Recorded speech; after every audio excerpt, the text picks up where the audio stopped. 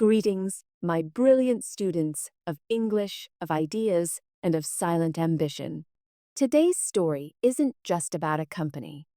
It's about a quiet rebellion. A rebellion born from frustration, rejection, and a simple question no one was asking out loud. Why is watching a movie still so hard? No billionaires, no tech geniuses, no fame. Just two ordinary men frustrated by a $40 late fee who dared to believe there was a better way. And that tiny spark of frustration, it ignited a fire that would eventually burn down an empire. That empire was Blockbuster, the untouchable king of movie rentals. But in its ashes, a new kind of empire rose, not with power, but with patience, not with noise, but with obsession.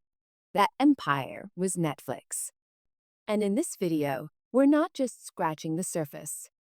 We're going deep, very deep, into the real, raw, and emotional story of how Netflix was born, mocked, nearly destroyed, and then turned around to silently conquer the world. You'll discover how a late fee planted the seed of a revolution, how investors and media laughed at their idea, how they offered themselves to Blockbuster and got rejected and humiliated, how they nearly went bankrupt, and how they came back with a strategy so quiet, so smart, it destroyed the giant that laughed first. But this isn't just a business case. This is a story of revenge without revenge, obsession without applause, building while being doubted, winning with silence. So, if anyone has ever told you your dream is stupid, if you've ever been rejected, laughed at, or underestimated, if you've ever felt like you're building something no one understands, then this story is your proof. You don't have to be loud to win. You just have to stay quietly obsessed. And here's what makes this even more powerful. As you listen, you're not just hearing a story. You're learning real English. Vocabulary about business, mindset, risk, rejection, and growth. Every sentence is crafted to help you improve listening, sentence structure, and confidence in a natural, cinematic way. No boring lessons, no robotic grammar, just real English in a real story that will stay with you. This is motivation for your mind and a workout for your English. Now, let's begin the full journey. The story of how Netflix destroyed Blockbuster and quietly took over the world. Here is part 1 of the true, detailed, and powerful story of Netflix. Part 1, the $40 mistake that started a revolution. In 1997, a man named Reed Hastings returned a rented movie to Blockbuster, the most powerful video rental company in America at the time.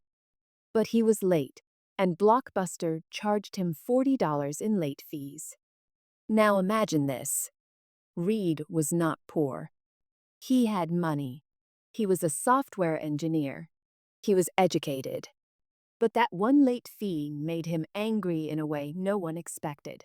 He thought, why am I paying a fine for entertainment? This doesn't feel fair. He didn't forget the movie. He wasn't irresponsible. He was just busy, like most people.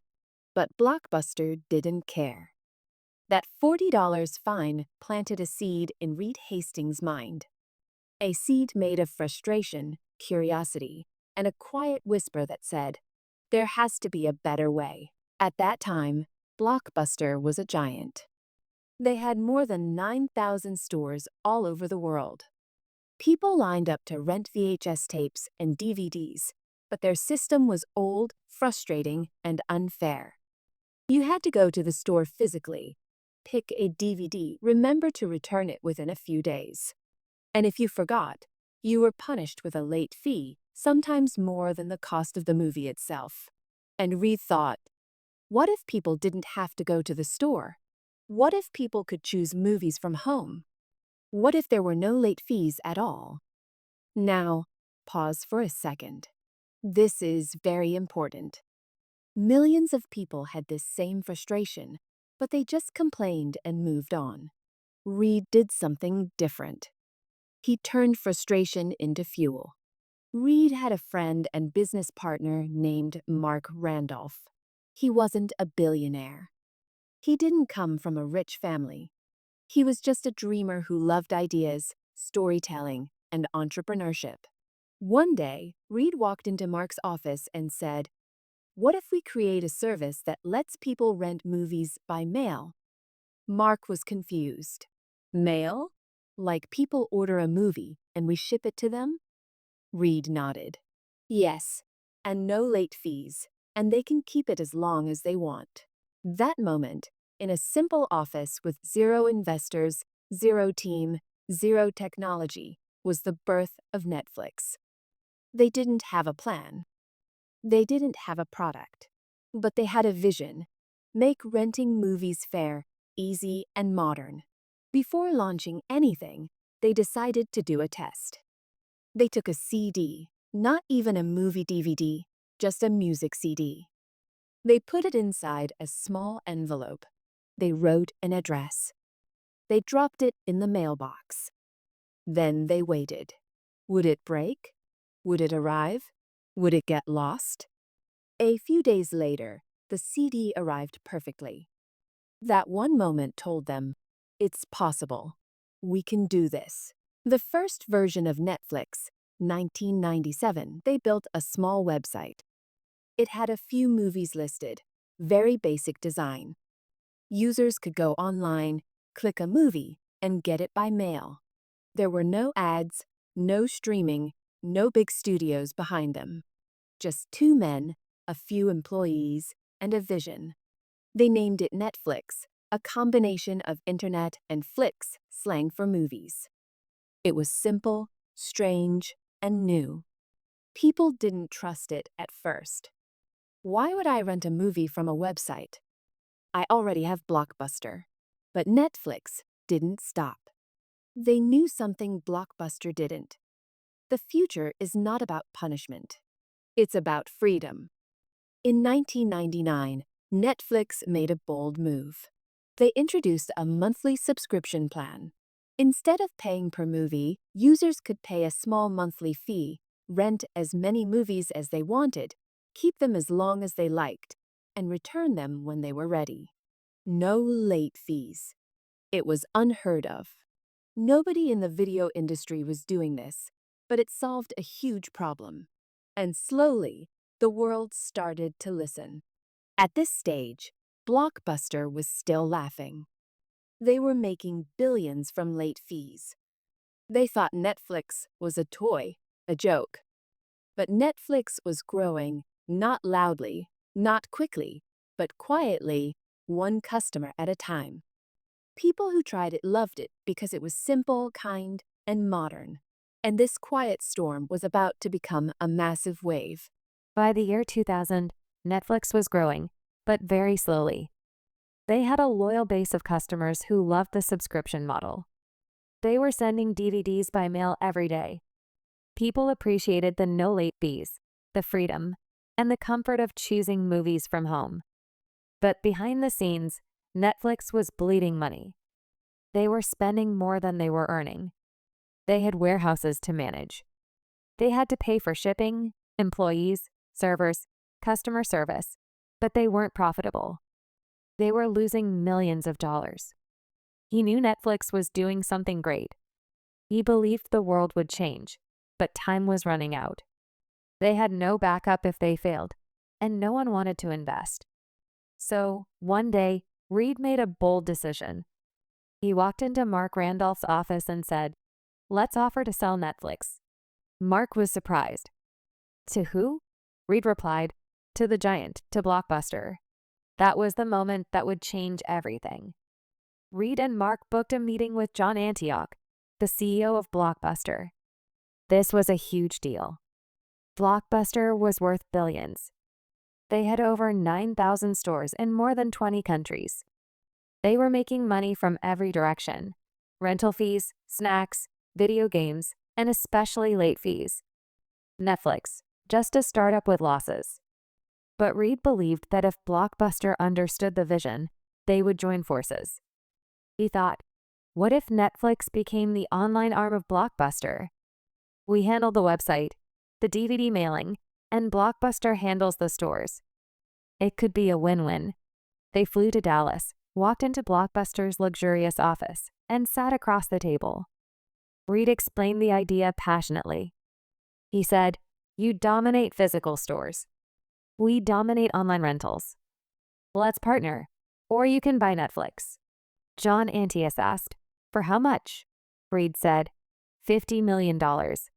There was silence in the room. Then they laughed. Yes, they laughed right in their faces. $50 million for a DVD website that loses money? Blockbuster's executives mocked them. To them, Netflix was nothing, just a tiny business with no physical presence, a joke. Reed and Mark left the meeting with red faces and a fire in their chest. They weren't just rejected, they were humiliated. That moment changed everything. Reed looked at Mark and said, "All right then. Let's destroy them." They didn't fight back with words. They didn't post on social media. They didn't complain to the world. They did something 10 times more powerful. They went back to work. Reed and Mark doubled down. They improved the website. They made the algorithm smarter. They reduced the DVD delivery time. They hired better people. They studied what customers loved and gave more of it. And slowly, customer by customer, month by month, Netflix began to rise. Blockbuster didn't notice. They were busy making billions and enjoying power. But while they were sleeping, Netflix was building. Here's a very important detail most people don't know. Netflix introduced something that changed everything: a movie recommendation algorithm. In simple words, the Netflix website would watch what you rented, learn your taste, and suggest movies you would probably love. This made people stay longer on the website. It made choosing easier. It made Netflix feel personal. It wasn't just a DVD company anymore. It was a data-driven entertainment experience, and that one innovation made users feel seen, understood, and valued. By 2003, Netflix had crossed 1 million subscribers. People were loving the convenience. No more driving to the store, no more late fees, no more waiting in lines. Blockbuster started noticing the shift. They saw their revenue shrinking, but they still believed Netflix was temporary. To them, Netflix was a mosquito, not a threat. So, what did Blockbuster do? They launched a copycat, Blockbuster Online. But it was too late. Netflix already had years of data, loyalty, and a better system. And most importantly, Netflix had no ego. Blockbuster didn't want to kill their stores because they made billions from late fees. Netflix, on the other hand, had nothing to lose, only the future to build. By 2005, Netflix had millions of happy users, a brilliant tech system, low prices, and full control of the online rental space. Blockbuster kept falling behind. They tried cutting prices, mailing DVDs, removing late fees, too late. But people had already fallen in love with Netflix. Why? Because Netflix didn't punish them. Netflix didn't treat them like criminals for forgetting a DVD. Netflix made entertainment feel human, respectful, and modern. Let's talk about what was happening inside the company at this time. Reed Hastings believed in one core idea: give people freedom. Treat them like adults. That's why Netflix had no strict dress code. Let employees take unlimited vacation as long as they delivered results. Focused on hiring smart, honest people and giving them space to do great work. This company culture created trust, innovation, and speed. While Blockbuster was stuck in rules, old systems, and arrogance, Netflix became a home for rebels, creators, and thinkers. Part 2. The boldest move that killed a giant. By 2006, Netflix was already winning the battle of DVD rentals. They had crushed Blockbuster's online attempt. They were reaching millions of subscribers, and their system, built on freedom, personalization, and no late fees, had become a silent movement. But Reed Hastings was still not satisfied. Yes, Netflix had grown. Yes, they had loyal customers. But Reed saw something that almost no one else saw at the time. He saw the end of DVDs. He saw the beginning of something invisible. He saw the future. Reed looked at his team and asked, "What if people could watch movies instantly? No mail, no envelopes, no waiting." Everyone was confused. In 2006, streaming was a new word. Internet speeds were slow. Watching a full movie online seemed like a crazy dream. But Reed wasn't focused on today. He was building for tomorrow. He believed, if we don't disrupt ourselves, someone else will. Let's pause for a moment and explain the concept of streaming in the simplest way. Streaming means you don't download the movie. You don't wait for a DVD. You just click and the movie starts playing online, like magic. It's what we now use every day. But in 2006, it was revolutionary. There was no YouTube Premium, no Amazon Prime, no Disney Plus. Netflix was about to do something no one in the industry had dared to try. Reed told his engineers to build a system for online movie streaming. But there were challenges. Many customers still used slow internet. Movie studios didn't want to give online rights. No one had done this before at scale. Netflix took a risk. They invested millions in streaming technology. They started negotiating with studios to allow their films online. They trained their users to try watching online instead of waiting for mail. And in 2007, Netflix officially launched instant streaming. Some customers were excited. I can just click and watch. That's amazing. Others were confused. What if my internet is slow? What if the movie stops in the middle? Netflix knew this would happen. They weren't expecting overnight success, but they were betting on one powerful truth. The future always starts small. The internet would get faster. Laptops would improve. People would eventually prefer convenience over physical media. While Netflix was quietly moving into streaming, Blockbuster was busy trying to catch up with DVDs, already too late. They were stuck in a cycle of ego and short-term thinking. Blockbuster believed, our stores make billions. People love coming in. Streaming will never work. They didn't see that customers were already tired. Tired of driving, tired of paying late fees, tired of standing in line, tired of being punished for forgetting a return. Netflix offered a quiet rebellion. Stay home, get comfortable, watch instantly. And people slowly started switching sides. By 2008, Blockbuster was falling fast. Their stock dropped, their revenue shrank, their loyal customers were leaving.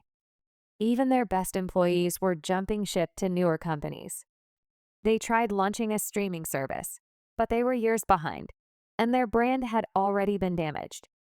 Netflix had taken the lead, not by being loud, but by being early, smart, and brave. And this time, there was no turning back. While Blockbuster was falling, Netflix kept innovating. Here's what they did next, step by step. 1. They made streaming better. Netflix invested in content delivery networks CDNs. These made movies load faster and play smoother. Video compression, so even slow internet could stream movies. Simple user interface, so even non-tech people could use it easily. They studied how people watched, when they paused, what they skipped, and used that data to improve everything. 2. They improved recommendations. Netflix didn't just show random movies. Their system noticed your habits, analyzed your past choices, recommended titles you personally were likely to love. This made people spend hours on Netflix because it felt like the platform knew them. 3. They expanded globally. After their US success, Netflix slowly moved into Canada, Latin America, Europe, Asia, Africa. Each country had different tastes, languages, and cultures. So Netflix adapted, added subtitles, bought rights to local films, created language-specific interfaces. This helped them become a global brand, not just an American company. 4. They focused on trust. Netflix made sure their website never crashed. Streaming never failed. Payments were secure. Customer service was fast and kind. This made people trust them, and in business, trust is everything. By 2010, something unthinkable happened. Netflix was now the leader in home entertainment. Blockbuster, once worth billions, filed for bankruptcy. Their stores were shut down one by one. The company that laughed at Netflix was now dead. It wasn't a war. There was no fight in public. Netflix killed Blockbuster without screaming. They did it by evolving, by seeing the future, by listening to customers, and by staying focused while the giant slept. By now, people were saying, "Let's Netflix tonight. Are you watching anything on Netflix?" I binged an entire show. Netflix wasn't just a company anymore. It was becoming a part of life. Just like Google means search, Netflix started meaning watch. That's when Reed Hastings and the team knew, we're not just a service. We're now the future of entertainment. Part 3. From renting to ruling. How Netflix became the world's entertainment king. By the end of 2010, Netflix had already done the impossible. They had destroyed Blockbuster, the most powerful name in movie rentals. They had changed the way people watched movies, from mailing DVDs to streaming online. They had become a trusted, growing, and beloved brand in millions of homes. But once again, Reed Hastings wasn't satisfied. He asked his team one simple but powerful question. What happens if one day the movie studios stop giving us their content? Because here's what most people didn't know. Netflix was only a platform. They streamed movies and shows, but they didn't own them. They were renting entertainment from major studios like Warner Brothers, Disney, Paramount, and others. And that was a dangerous place to be. Reed believed that the future of Netflix could not depend on other people. He wanted full control. Because renting other people's content meant they could raise prices anytime. They could remove movies anytime. They could partner with Netflix's competitors anytime. So he told his team, we are not just a tech company anymore. We are going to become a studio. We will create shows and films under the Netflix name. At first, many people thought this was a terrible idea. Netflix had no experience in film production, no Hollywood connections, no big actors, no directors, no track record. But Reed was used to doubt. He didn't care about opinions. He cared about direction. In 2011, Netflix heard that a few studios were discussing a remake of a British political drama called House of Cards. It wasn't a superhero story. It wasn't an action-packed blockbuster. It was a slow, serious, dark show about politics, betrayal, and power. But Netflix did something no one expected. They outbid major TV networks like HBO and NBC, offering $100 million to make 2 seasons of House of Cards.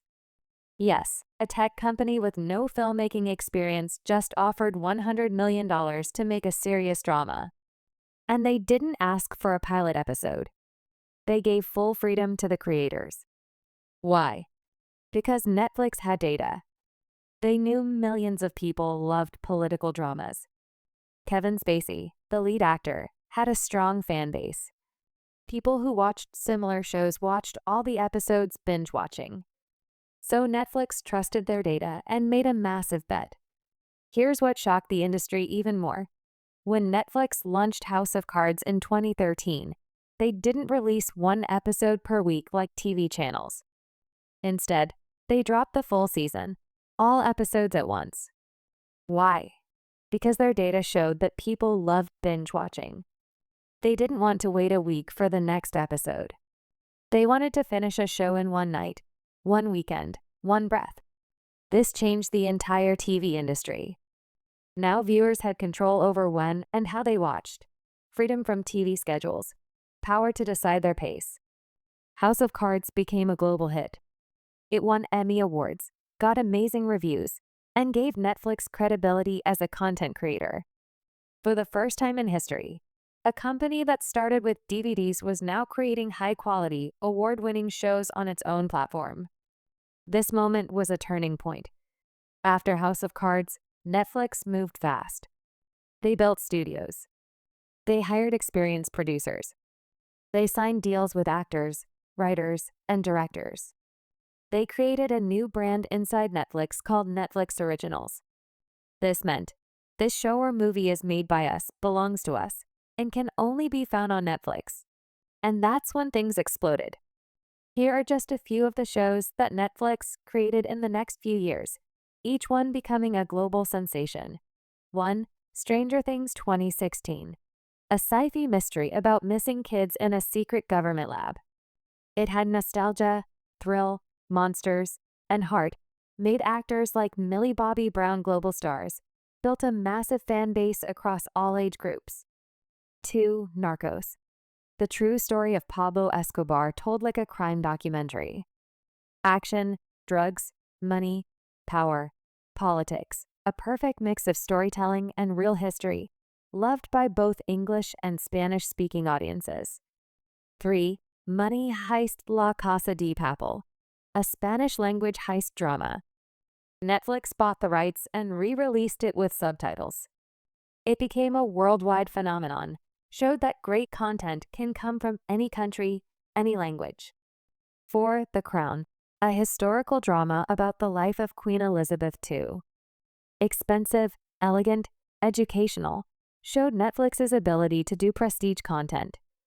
5. 13 Reasons Why, Dark, You, The Witcher, and many more.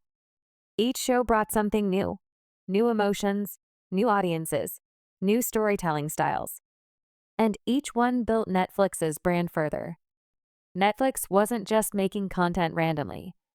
They used their own user data to understand what types of stories people loved, see what actors had strong fan bases, learn which genres were missing from TV. This made their content decisions smarter than traditional studios. They were mixing creativity plus data, something old film companies didn't know how to do.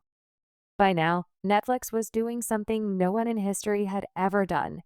They were creating shows that were watched in over 190 countries, translated into dozens of languages, streamed by people of all ages, backgrounds, and cultures.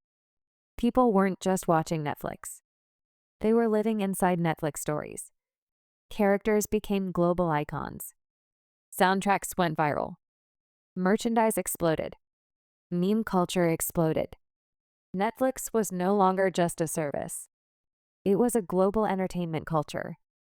Before Netflix, the entertainment industry was dominated by Hollywood.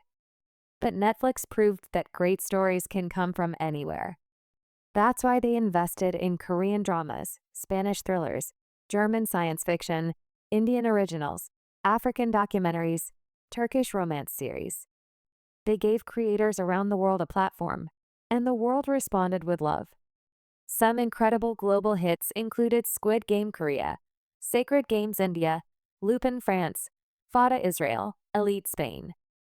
This global expansion helped Netflix reach more than 200 million paid subscribers worldwide by 2021. They weren't just a company anymore. They were the largest entertainment network on Earth. While traditional studios relied on box office sales, cable TV advertisements, Netflix focused on subscriptions. Their logic was simple. If we make amazing content that people love, they will keep paying monthly forever. This model worked beautifully. Why? Because it created predictable revenue. It didn't depend on box office hits. It gave them freedom to take risks. It gave creators artistic control. And it kept customers happy. No ads, no waiting, no nonsense. They made money through loyalty, not interruption. This was revolutionary.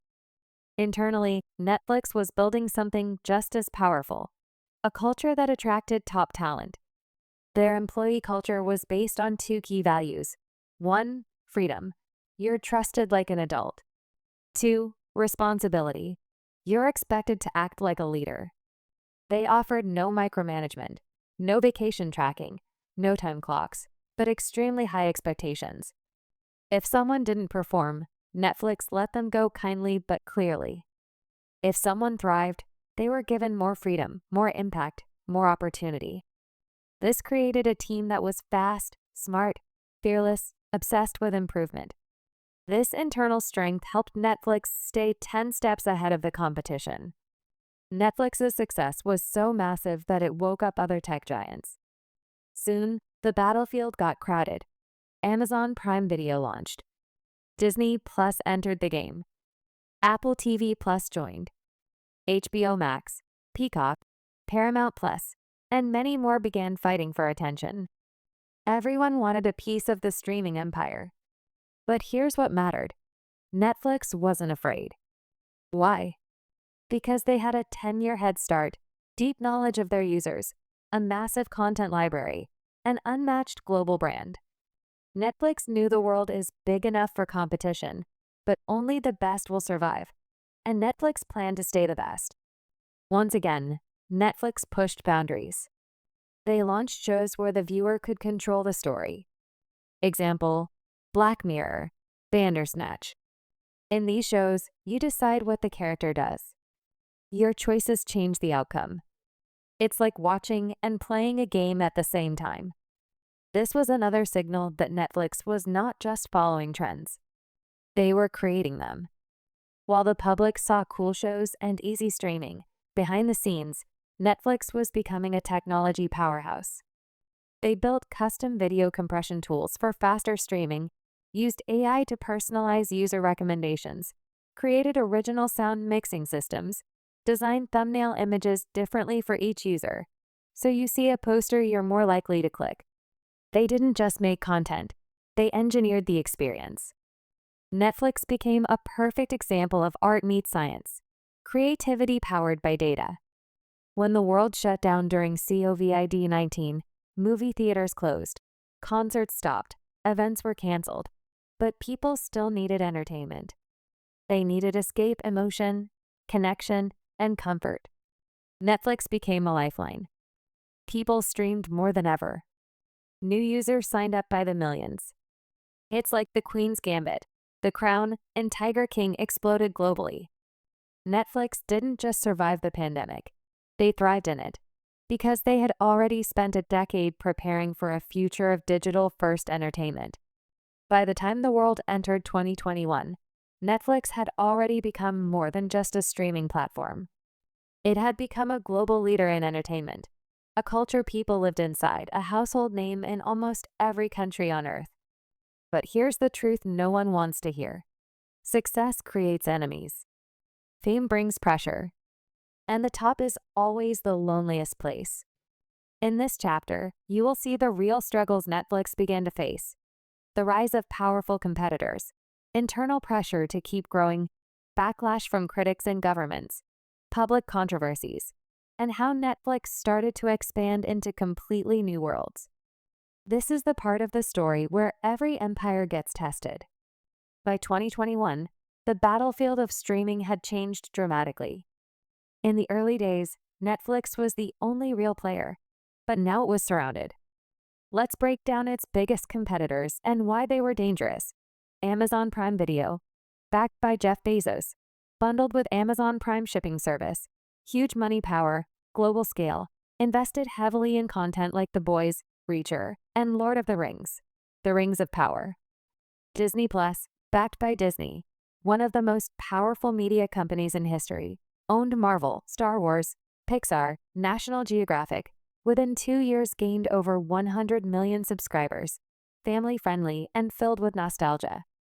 3. HBO Max, known for high-quality content. Game of Thrones, Succession, The Batman, had strong industry respect, positioned as the premium competitor. 4. Apple TV Plus, Peacock, Paramount Plus, and more, each had their own strategies. Some focused on news, others on sports. All of them wanted one thing: to take Netflix's crown. For the first time in its life, Netflix wasn't alone anymore. It had to fight not just for growth, but for survival at the top. The challenge with being number one is this: you can't stop growing, even for a second. Because Netflix had gone public listed on the stock market, investors wanted more users, more revenue, more shows, more countries, more. Every quarter, Netflix had to prove that more people were joining, that people were staying, that content was working. This put enormous pressure on teams. Writers had deadlines. Engineers had to fix bugs instantly. Executives had to make bold decisions fast.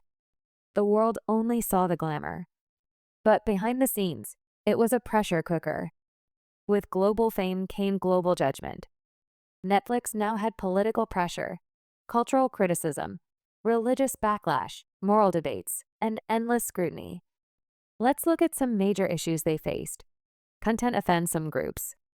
Certain shows were seen as too violent or too sexual or insensitive to religion or culture.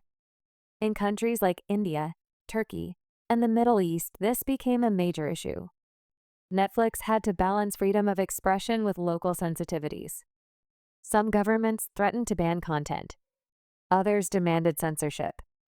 Activists and public groups protested. Netflix had to respond carefully. Dave Chappelle's special controversy. In 2021, Netflix released a stand-up special by comedian Dave Chappelle. Some people found it funny. Others found it deeply offensive, especially in the LGBTQ+ community. There were internal employee protests, public backlash, media storms. Netflix defended creative freedom, but it exposed the company to serious internal division. Account sharing issues. As Netflix grew, many people began sharing accounts with friends and family across households. This reduced revenue. Netflix announced they would start blocking or charging extra for account sharing. But this made users angry. Many people felt betrayed. We supported you for years. Now you want to charge more? Netflix had to manage this carefully because one wrong move could cost them millions of users. Despite pressure, Netflix never stopped evolving.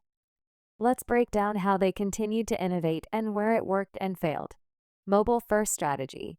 Netflix began building shows especially for smartphones, especially in countries like India, Indonesia, and Africa. They introduced lower mobile-only pricing, vertical format experiments, more subtitles, and dubbing options. The goal was to reach the next billion users. Gaming. Netflix made a bold move. They entered the gaming world. Why? Because they believed, if people love Netflix stories, maybe they want to play inside them. They launched Netflix Games where users could download mobile games for free with their subscription. Some were based on Netflix shows, others were original. But this was a risky expansion because building great games is completely different from streaming video. Still, it showed Netflix's hunger to evolve. Interactive stories and experiments. Netflix kept experimenting with choose-your-own-path stories, live streaming events, global watch parties, AI-generated recommendations. They believed, we are not just a movie company. We are the future of entertainment. But every innovation came with cost, risk, and the pressure to impress millions of users instantly. By 2022 to 2023, Netflix reported for the first time that they had lost subscribers. This was shocking. People were spending less. Competition was strong. Some were canceling to save money. Others were switching to cheaper platforms. Netflix stock dropped sharply. The media called it the fall of Netflix. People started asking, is the Netflix era over? But here's the truth. Every empire faces storms. What matters is how they respond. Netflix answered with better, stronger content. Wednesday, All Quiet on the Western Front. The Sandman, The Diplomat, new pricing tiers, including cheaper plans with ads, stricter rules on account sharing, and investment in global content creation from Korea, India, Nigeria, France, and more. They weren't just reacting, they were reinventing themselves again. And it started working. Their stock began recovering. Their subscriber base started rising again. And their belief in long-term thinking paid off once again. Netflix was no longer a young dream. It had become a global empire, and empires must fight to stay alive. But what made Netflix different was this. They didn't cry when challenged. They didn't panic when judged. They didn't blame others when growth slowed. They adapted. They changed. They experimented. They evolved. And they proved something powerful. success is not about avoiding failure. Success is about rising every time the world tries to pull you down. Part 4. The legacy of Netflix and what the future will remember. We've seen the full journey of Netflix so far. It started from a $40 late fee, faced rejection and humiliation by Blockbuster, took the world by surprise with streaming, created a revolution through original content, built a global empire across countries, languages, and cultures. And even after criticism, pressure, and competition, it fought back and continued evolving. But now we reach the final and most important chapter of this story. What is Netflix building next? What will its legacy be? And what can you, the viewer, learn from this journey? This isn't just about a company anymore. This is about a mindset, a way of thinking, building, and living that change the world. As the world races into 2025 and beyond, entertainment is changing once again. The next revolution is not just about movies, shows, or even streaming. It's about something bigger: artificial intelligence, virtual reality, augmented reality, interactive worlds, personalized storytelling, AI-generated content. And Netflix is already preparing for this future. Netflix is now investing in AI to understand every viewer at a deeper level. Create content suggestions not just based on past behavior, but based on mood, habits, location, and even time of day. Test titles, thumbnails, descriptions, and trailers in real time to see what works best. But that's just the beginning. Imagine this. One day, your Netflix app might show you a version of a movie where the ending is different for you based on your emotional preferences. This is the world of personalized storytelling powered by AI. Netflix is also experimenting with virtual reality VR, 360-degree interactive stories, augmented reality experiences where characters come into your real world. This means the future won't just be about watching a story. It will be about entering it. You might put on a headset and walk through a city from your favorite show. You might interact with characters. You might choose the direction of the story. Netflix knows that the audience of the future won't just be passive viewers. They will be participants, and they are preparing for it right now. While Netflix began as a small DVD company in California, it is now building production studios all over the world. Why? Because they believe the next big show won't just come from Hollywood. It might come from Nigeria, or Poland, or Brazil, or India. Netflix is hiring local talent, training new creators, supporting original voices, and bringing local stories to global screens. They are building a future where storytelling is truly global, where every voice has a chance. Netflix has also started programs to train young storytellers. They've launched screenwriting fellowships, animation workshops, documentary labs, support for female directors, programs for underrepresented creators. This is more than charity. It's a long-term bet, because Netflix knows, if we want great content 10 years from now, we have to plant the seeds today. They're not just buying shows. They're building creators. The emotional core of Netflix's legacy. Behind all the data, all the code, all the deals and dollars, Netflix's story is about something very human. The power of obsession, the pain of rejection, the beauty of long-term thinking, the courage to evolve even when you're winning. Let's now return to the beginning, to Reed Hastings. He was never trying to be a billionaire. He didn't start Netflix because he wanted fame. He was just a man who got angry over a $40 late fee.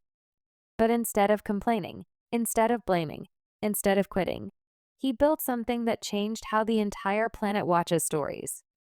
That's what makes Netflix special. Now, let's take everything from this 4-part story and bring it home to your life. Whether you're a student, an entrepreneur, a creator, a dreamer, here are the deep truths Netflix teaches us. 1. Build from pain. That $40 late fee wasn't just a charge. It was a spark. Your pain can either destroy you or launch you. 2. Start small, but start now. Netflix began with a single CD and a single envelope.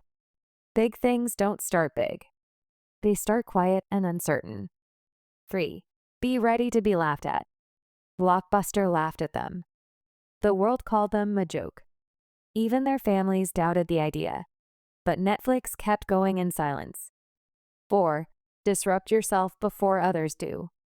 They moved to streaming before the world was ready. They created originals before they needed to. They launched global content before anyone asked. Always ask, what's next? 5th, let data support creativity, not replace it. Netflix became great by mixing human stories with smart technology. Use both. Don't ignore either. 6. Stay hungry even when you're full. Even after winning the world, Netflix never stopped improving. They reinvented themselves again and again. 7. Make your own stage. When Hollywood wouldn't give them power, Netflix built their own platform. If no one gives you a chance, create your own table. 8. Remember, loyalty is earned, not bought. Netflix built trust with its users. No ads, no punishment, just consistent value day after day. That's how you build something that lasts. So what is Netflix really? It's not just a streaming platform, not just a tech company, not just a movie studio. Netflix is a philosophy. It says even if you start with nothing, even if the world laughs at you, even if you get rejected 1,000 times, you can still build something legendary if you stay quiet, stay focused, and never stop evolving. This is the true, full, and detailed story of Netflix. From a $40 late fee to over 250 million global subscribers, to changing the way humans experience entertainment forever. Netflix didn't just beat Blockbuster. They beat every excuse. They beat every limitation. They beat every doubt. And now their story belongs to the world. If you felt inspired, moved, and empowered by this story, share it with someone who's building something of their own. Because you don't need to be loud to change the world. You just need to be clear, committed, and quietly obsessed. Subscribe to this channel because here we don't just tell stories. We tell stories that wake you up, that remind you who you are and who you can become. More stories like this are coming, and you deserve to hear every one of them. So hit that subscribe button and let's grow together, my best students ever.